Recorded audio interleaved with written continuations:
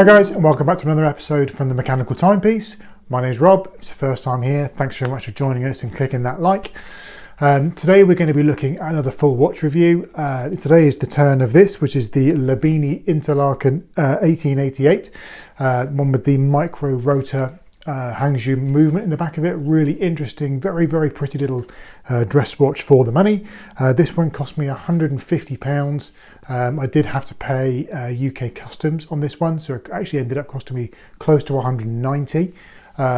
So bear that in mind if you're in the UK and you are buying this one. Really good watch. But today we'll go through the normal specs, specifications, etc., and then we'll go through the good, the bad, and the ugly, which is things I like about the watch, things that are not so good about the watch, and then good old-fashioned quality control issues. If you do like the way I do the videos, I try and be as honest as I can, and I just try and show you what I see and talk about it. Please hit the subscribe button, hit the like button, hit that notification bell. I'm trying to get to 100 subscribers. If I do, I may well do a giveaway for something. It'd be really good. I didn't really expect to get as far as I have, actually. So thanks for the support. It really does make a difference. If you are tempted to pick one of these up, and then after seeing the review and having a look at it, I would definitely recommend it. You'll find an affiliate link in the description below. They don't cost you any more money. They just simply take you to the watch on AliExpress, and then to say thank you, AliExpress pay me a little tiny bit of commission, which goes straight back into buying more watches for review. The way I do my reviews is that I buy the watches, I review them, I keep them for a couple of weeks in case anyone has any questions, and then I have to sell them on again, in which to then buy more watches. At the moment, I don't. That's where I am, so that's the way I'm going to be doing it. So again, thanks for the support, and without further ado, let's get off the wrist, under the lights. Enjoy the video. Okay, so we'll start off by looking at the facts and the figures, shall we? So we have a diameter of 39.72 millimeters, extending out to 42.24, including the crown. We have a lug to lug, from here to here, of 46.8 millimeters, a depth of 10.07 millimeters at the center, going down to 8.6 at the edges. It's quite a nice flat one, this one. And then the strap is a 20 millimeter strap, tapering down to 16 at the clasp. The case itself is a 316L stainless steel case. It's all polished. You should see it all the way around. It's all polished. There's a few fingerprint marks. Let me just give that a quick clean. It's all polished all the way around. I'll come back to the back in a second. No brushing on there at all. All polished. A small, let's get that in focus. Small stamped crown, onion style crown. There. That one there. This one is a sapphire sandwich, so we have sapphire glass on the front and sapphire glass on the back. 50 meter water resistance. Crown's a pull push. There is a sort of stepped look to the case here. I think this would have been a little bit plain had it been just a straight up and down, but there's a sort of edge to it. You can see it going on. It makes it, just breaks it up the edges, I think, a little bit, and makes it look a little bit nicer. And then some sort of turn down crown. Turn down lugs on the ends. It wears very nicely. This one's going to slip this one on the wrist, and I'll show you.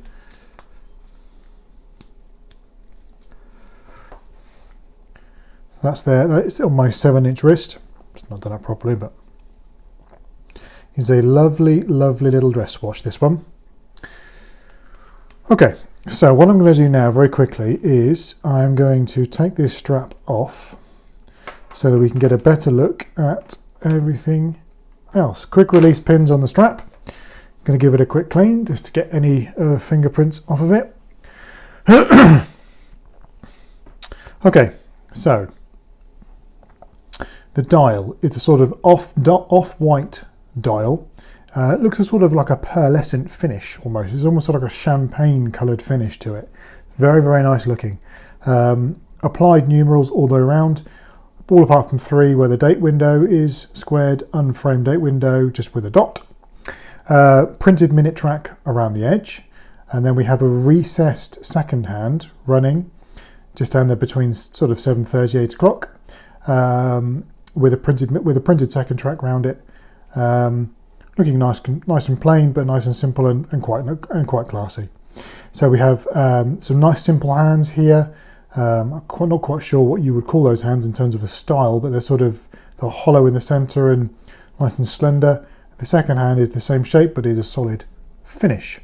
There's no loom on this watch at all. It's a dress watch, and then we have the wording Lobinni Interlaken printed in the middle. I don't mind the wording. I know some people say don't like the word Interlaken on it. It doesn't really bother me. I think, I have no issue with it at all, really.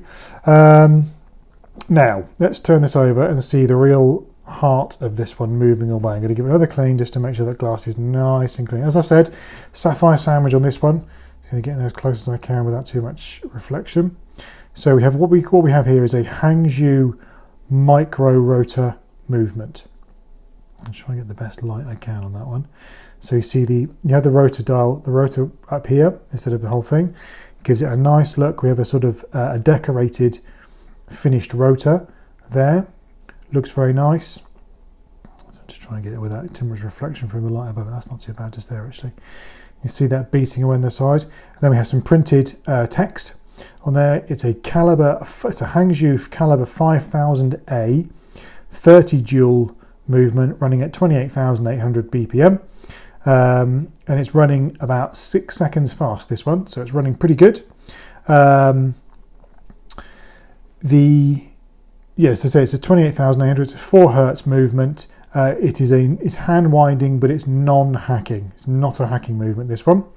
And then around the edge of the case there, we have 6 stainless steel 316, 50 meters water resistance, reference 1888. It's the 1888 movement, sapphire crystal, automatic printed.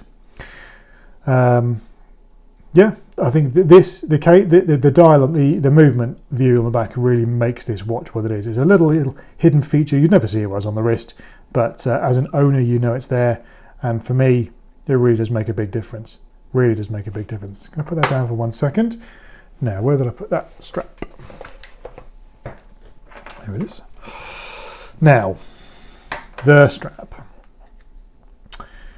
20 millimeters, tapering down to 16 at the clasp. The clasp is a butterfly quick release type clasp. It is signed Lobinni, which is something.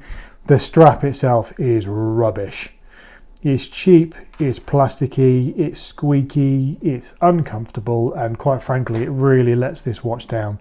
I know you're only paying, £150 ish for one of these, but even so, you'd expect more than, £2 or £3 worth of watch worth of strap on it. To be quite frank, I would expect it to be a lot better than this.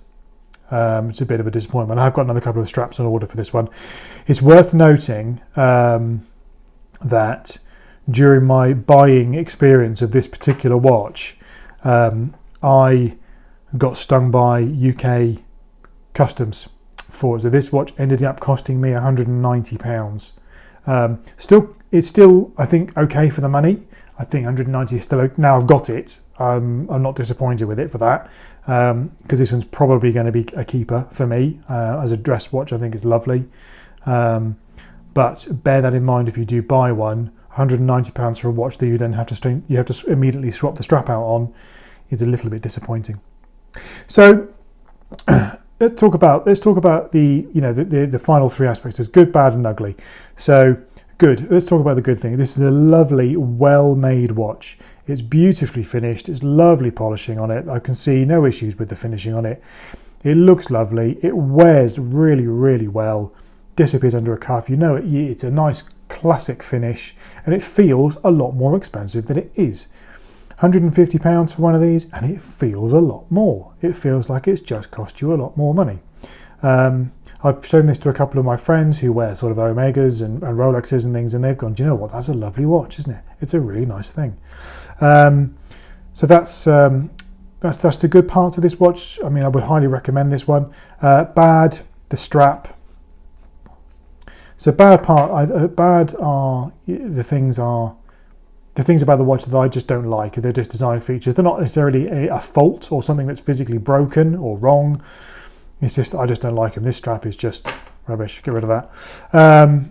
The ugly, any quality control issues. I couldn't find any quality control issues on this watch, save for my eyes seem to tell me that the Lobinni interlocking wording isn't quite level. And I don't know why, whether it's my eyes looking at it or not. I'm not quite sure, but to me, it may not be level. Don't know. Leave that one to your own imagination, really. So there you have it. Another lovely watch from Lobinni. I would highly recommend you look at this one if you're looking for a nice smart dress watch for an everyday wear, or even just for weekend and special occasion use. It's a really lovely thing. So there you have it. Another great watch from Lobinni. Really enjoyed actually reviewing this one. I was very surprised at the quality of this one. This one, once I've taken the strap off and changed that over because it's hideous, is going straight into my own personal collection. It's going to go into my watch box behind me. At some point I will do a video about what's in there. I have 4 watches. I'm only allowed to keep 4. So I'll talk about what's in there at some point. If you did like it, please remember to hit the subscribe button, hit the like button, hit the notification bell. I try and put a video out once every week. And thanks very much for watching, and we'll see you in the next one.